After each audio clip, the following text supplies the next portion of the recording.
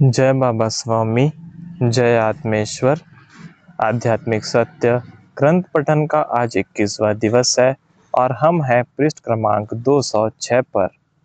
गुरुदेव, हमें अपने भूतकाल में जाने की बुरी आदत लग गई है और उसी के कारण हम भविष्य काल में भी चले जाते हैं, जबकि इन दोनों पर हमारा कोई अधिकार ही नहीं होता है। पर वर्तमान में रहना चाहे तो भी अकेले नहीं रहा जा सकता है। वर्तमान में रहने के लिए वर्तमान में रहने वालों की सामूहिकता चाहिए। इसीलिए एक ऐसे स्थान का निर्माण हुआ जहां पर लाखों साधकों की सामूहिक शक्ति विद्यमान है। अब आवश्यकता उस पूर्ण समर्पण की स्थिति की है, जिस स्थिति में जाकर गुरु शक्ति का जीवंत सानिध्य प्राप्त किया जाए, क्योंकि संशय की स्थिति, नकारात्मक भाव, अश्रद्धा हमें वहां भी कुछ ग्रहण करने नहीं देगी। आप जितनी श्रद्धा से, जितने भाव से जाएंगे, उतने ही आपके चित्त की ग्रहण करने की स्थिति अच्छी होगी। आप इस स्थान पर जाने की जल्दी न करें। आप पहले ध्यान करें, अपने चित्त को शुद्ध करें। आप गुरु कार्य करके भी अपने चित्त को शुद्ध कर सकते हैं, लेकिन गुरु कार्य की जो गहराई है, उसे समझकर गुरु कार्य किया जाए। एक आत्मा ने अपने को आत्मा समझ करके परमात्मा के लिए किया गया कार्य गुरु कार्य है। यह कार्य आप केवल आपके आत्मा के संतोष के लिए कर रहे हैं। यह आपके भीतर के मैं के अहंकार को कम करने का सर्वोत्तम साधन है, बशर्ते इसका दिखावा न किया जाए, नहीं तो यह एक बहुमूल्य अवसर हम खो देते हैं। इस प्रकार आत्मिक स्तर पर किया गया गुरु कार्य हमें आत्मिक आनंद देने के साथ चित्त की शुद्धि करता है। अपनी आत्मा को प्रसन्न करने के लिए आप अपने गुरु मंत्र का जाप भी श्री गुरु शक्ति धाम में आकर कर सकते हैं। तो यह धाम ही गुरु मंत्र को सिद्ध करके निर्माण किया है। एक गुरुवार को संकल्प किया और 7 गुरुवार गुरु मंत्र का जाप किया है। इसी प्रकार से आप भी एक गुरुवार संकल्प की प्रार्थना करें और 7 गुरुवार आकर आप अनुभव करें। मुझे इसमें अनेक अच्छी अच्छी अनुभूतियां हुई है। गुरु मंत्र केवल शब्दों का समूह नहीं है, इसमें 800 सालों से गुरु शक्ति विद्यमान है। इस प्रकार आप भी इस प्रकार से 8-8 गुरुवार की गुरु मंत्र साधना कर अपनी आत्म शांति की मनोकामना पूर्ण कर सकते हैं। यहाँ पर इस स्थान विशेष का लाभ भी हमें साधना में मिलेगा। इसे नवरात्रि के समय करना अत्यधिक प्रभावशाली होगा, क्योंकि नवरात्रि में ही इसकी स्थापना भी हुई है। जाप में संख्या का महत्व नहीं है, समय का महत्व नहीं है, महत्व है स्पष्ट मंत्र उच्चारण और आत्मिक समर्पण भाव का। आप जितना आसानी से कर सके करें और आप स्वयं ही अनुभव ले। चित्त शुद्धि इस प्रकार विशिष्ट स्थान पर, विशिष्ट समय पर, विशिष्ट मंत्र के जाप से भी हो सकती है और शुद्ध चित्त से निकली प्रार्थना परमात्मा तक पहुंचती है। इसीलिए इसका बड़ा महत्व है। चित्त शुद्धि का तीसरा साधन समर्पण ध्यान है। यह करने को सबसे कठिन है। यह ध्यान की पद्धति कठिन नहीं है, इसमें समर्पण कठिन होता है। यह 2 ही स्थितियों में हो सकता है। पहले तो आप में संपूर्ण भावपूर्ण स्थिति का निर्माण हो जाए और आपके इस स्थान पर पहुंचते ही ध्यान स्वयं लग जाए और समर्पण हो जाए। या तो किसी कठिन समय के संकट के कारण आपका मैं का अहंकार पूर्णतः टूट जाए और आप अपने आप को उस संकट से निकालने में असमर्थ पाए और इस स्थिति में समर्पण हो जाता है। कई साधकों के जीवन में परमात्मा संकट की घड़ी उपहार के रूप में देता है, ताकि साधक को आत्मा का सही मार्ग मिल सके। इसमें भी समर्पण ध्यान गुरु शक्ति धाम पर आने पर स्वयं ही लग जाएगा। श्री गुरु शक्ति धाम पर साधना करके 45 दिनों की अखंड साधना से गुरु शक्तियां स्थापित होने का बड़ा कार्य संपन्न हो गया है। अब साधकों के समर्पण और भाव पर निर्भर है कि उसके दर्शन साधकों को हो सके और स्थान का पावन सानिध्य साधकों को प्राप्त हो सके। यह पूर्णतः साधकों की ही इच्छा शक्ति पर निर्भर है। धीरे धीरे सबको इसका लाभ मिल सके, इस प्रकार से आयोजित दर्शन सानिध्य रखा जाएगा। अब आपका काम आप जानो। चैतन्य की दृष्टि से सामान्य पत्थर और एक सुंदर मूर्ति दोनों ही एक समान होते हैं। मुझे तो समर्पण के लिए माध्यम चाहिए, चाहे वह माध्यम का स्वरूप कैसा भी हो। साधक के लिए फर्क पड़ता है। साधक के लिए चैतन्य ग्रहण करने की दृष्टि से मूर्ति का साकार रूप है, रूप पास का है, रूप से संबंध स्थापित है, इसीलिए मूर्ति का साकार रूप साधक के लिए दिया गया है। उससे साधक की चैतन्य ग्रहण करने की क्षमता कई गुना बढ़ जाती है। महत्व है चैतन्य ग्रहण करने का। आपके लिए ही सब है। जो आप स्वीकार करें मुझे स्वीकार होता है। मूर्ति को साकार रूप देने का उद्देश्य साधक गुरुदेव का सानिध्य सदैव अनुभव कर सके। शरीर आसपास के वातावरण से प्रभावित हो सकता है।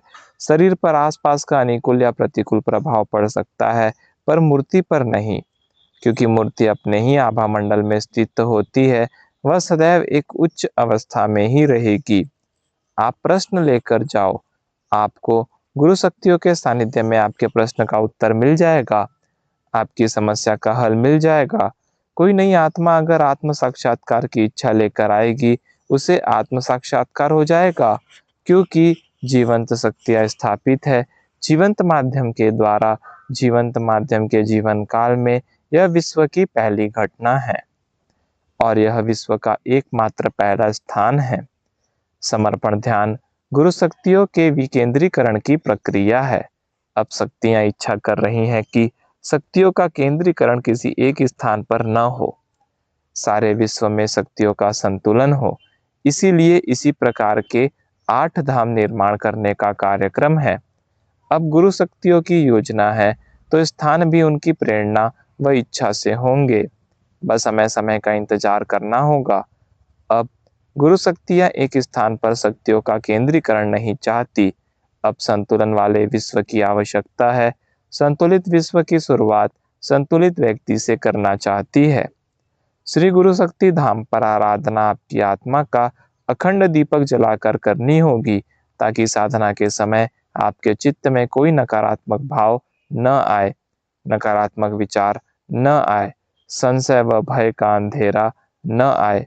आज लगे कि आपकी वह चैतन्य ग्रहण करने की स्थिति हो गई है, तभी आओ, क्योंकि हमारे मन का संशय न तो हमें बाहर जुड़ने देता है और न ही भीतर झांकने देता है। हम बाहर खोजने लगते हैं तो संशय कहता है, ऐसा कभी होता है क्या? और जब भीतर झांकने लगते हैं तो संशय कहता है, यह तेरे बस का नहीं है, ध्यान तेरे से न होगा। और फिर अपने संशय के कारण हम न बाहर के रहते हैं और न भीतर के, हम कहीं के नहीं रहते हैं।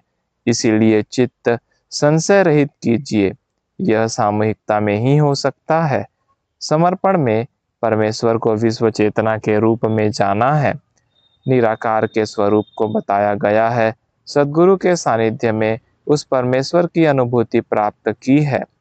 फिर निराकार की अनुभूति को प्राप्त करने के बाद मूर्ति की क्या आवश्यकता है, इसका क्या औचित्य है? आप समर्पण में परमात्मा की अनुभूति प्राप्त कर चुके हो और आप मूर्ति की आवश्यकता नहीं समझते हैं, तो यह मूर्ति आपके लिए नहीं है। आप यानी साधक और साधक यानी आप नहीं है। आपके अलावा भी भविष्य में जो साधक आने वाले हैं, यह मार्ग उनके लिए बनाया जा रहा है। आपकी भी तो इच्छा है, जो आपको मिला है वह परमानंद और आत्माओं को भी मिले, और इसीलिए आप समर्पण ध्यान का प्रचार भी करते हो, क्योंकि आप जानते हो जितना यह ज्ञान बांटेंगे उतना ही बढ़ेगा, और जितना बढ़ेगा उतनी ही आपकी आध्यात्मिक उन्नति होगी। आप आपका कार्य केवल आपके जीवन में ही कर सकते हो और करना चाहते हो, क्योंकि आपकी समझ सीमित है, आपकी दृष्टि संकुचित है, संकीर्ण है। अगर आप अपने सद्गुरु की दृष्टि से देखो तो यह ज्ञान है जो 800 सालों की साधना के बाद समाज तक पहुंचा है, और यह मेरा अंतिम जन्म है। इसके बाद यह गुरु कार्य करने का मौका न मुझे मिलेगा और न तुम्हें, क्योंकि उसके बाद जन्म ही नहीं है। अब यह ज्ञान रूपी प्रसाद क्या हमारे जीवन के साथ ही समाप्त हो जाएगा? क्या आने वाली अगली पीढ़ियां इस बहुमूल्य ज्ञान से वंचित रहेंगी? अगर केवल अपने ही जीवन का सोचते तो यह ज्ञान की धरोहर 800 साल की यात्रा कभी नहीं कर सकती और न कर सकती। हमारे गुरुओं के विशाल दृष्टिकोण के कारण ही उनके जीवन के बाद भी वह जीवित रहा और वह ज्ञान हम तक पहुंचा है। क्या हम इतने स्वार्थी हैं कि इस चैतन्य की ज्ञान गंगा को हमारे जीवन तक ही सीमित रखेंगे? नहीं, हमारा भी कर्तव्य है। जो हमें मिला है धरोहर के रूप में, यह धरोहर हमें अगली पीढ़ियों तक पहुंचानी है। हम हमारे जीवन के बाद भी इस ज्ञान गंगा के रूप में इस संसार में महकते रहे। इस मूर्ति के माध्यम की स्थापना की आवश्यकता ही नहीं होती। अगर यह मेरा आखिरी जन्म न होता, यह मेरा आखिरी जन्म है।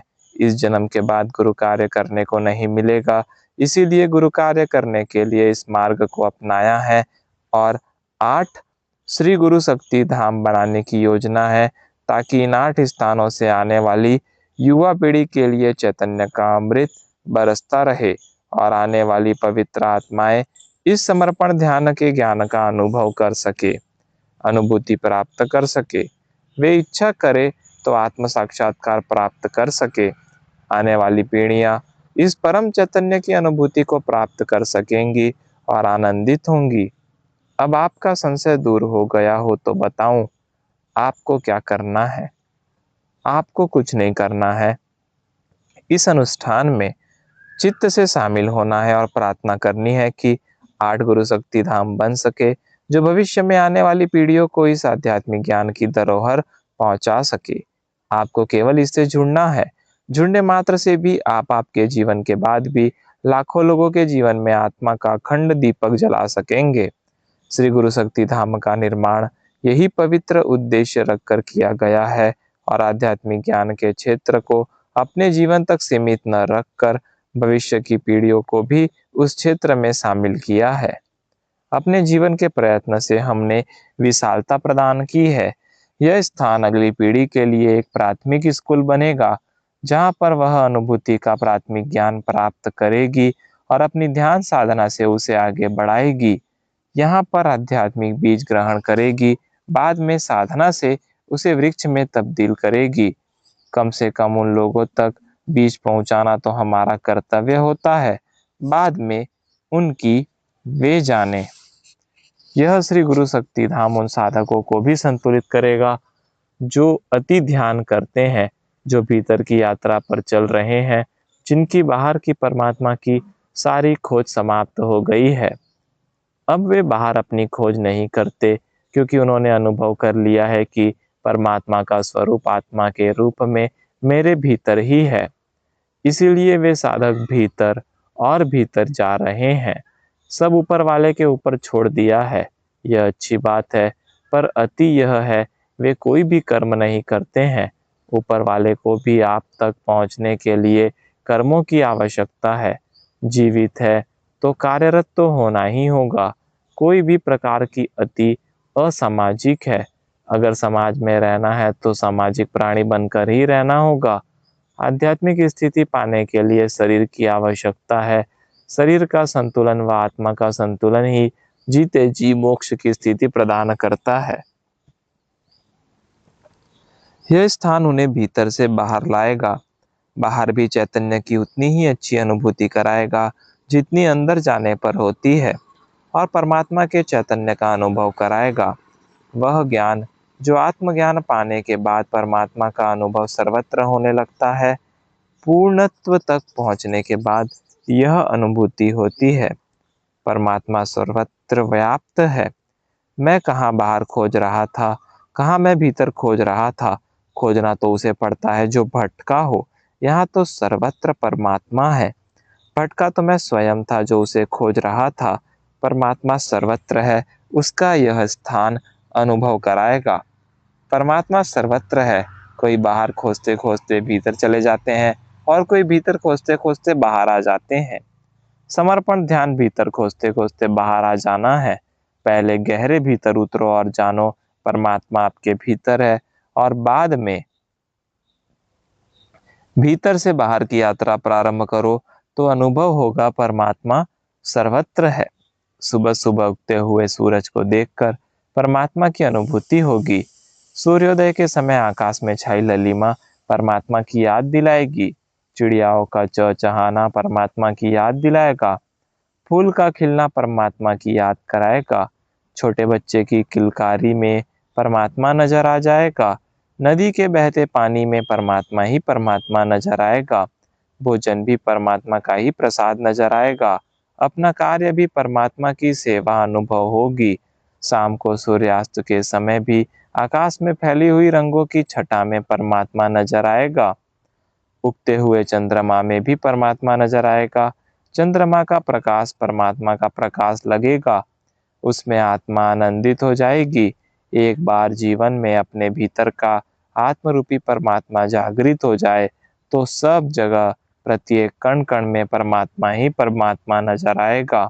उसका न कोई अंत है, न कोई खोज सकता है, न उसके लिए किसी की आवश्यकता है, न उसे बुलाने की आवश्यकता है। आवश्यकता है बस महसूस करने की। यह वह स्थान होगा जहाँ पर परमात्मा महसूस होगा। गुरु शक्ति इस धरती पर कई बार अलग अलग माध्यमों से प्रकट होती ही रहती है। वह अपने साथ एक ज्ञान गंगा लेकर प्रकट होती है। जितने लोग ग्रहण कर पाते हैं, समझ पाते हैं, ले पाते हैं, ले लेते हैं। बाकी सारा ज्ञान सुपात्र साधक नहीं मिलने के कारण वापस अपने साथ ले जाती है। गुरु शक्ति का माध्यम जब जीवित रहता है, सबका चित्त माध्यम के शरीर पर ही बना रहता है। अक्षय ज्ञान की गंगा पर लोगों का ध्यान नहीं जाता है। इस बार ऐसी प्रेरणा मिल रही है कि अनुभूति के दुर्लभ ज्ञान को, इस सजीव ज्ञान को यहीं स्थापित किया जाए। ठीक है, जीवन काल में इसे ग्रहण करने वाले सुपात्र साधक नहीं मिले या कम मिले तो साधक तो भविष्य में भी मिल सकते हैं। कई सुपात्र साधक जन्म लेने वाले हैं और ले रहे हैं। यह सजीव ज्ञान उन्हें मिल सकता है। फिर आवश्यकता हुई जागृत स्थान की, तो जिससे लोग आसानी से ग्रहण कर सके। सामान्य पत्थर से तो ग्रहण नहीं करेंगे।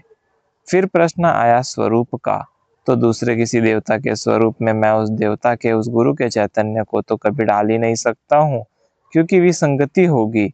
एक का स्वरूप और दूसरे का चैतन्य, यह तो मिथ्या स्वरूप होगा। चैतन्य सत्य है, इसीलिए चैतन्य को किसी स्वरूप का दूसरे को लुभाने के लिए दिया तो जा सकता है, पर वह सत्य से परे होगा। इसीलिए निर्णय हुआ सत्य को सत्य स्वरूप में ही रखा जाए। जो सत्य स्वरूप है, जिसे लाखों साधकों ने मान्यता दी है, उसी मान्यता को बनाए रखा जाए और ठीक उसी सत्य को आकार दिया गया है। वह सूक्ष्म शरीर का स्वरूप शरीर से मेल खाता है, और यही धागा है स्थूल और सूक्ष्म का जो जोड़े रखे हैं। जय बाबा स्वामी, जय आत्मेश्वर।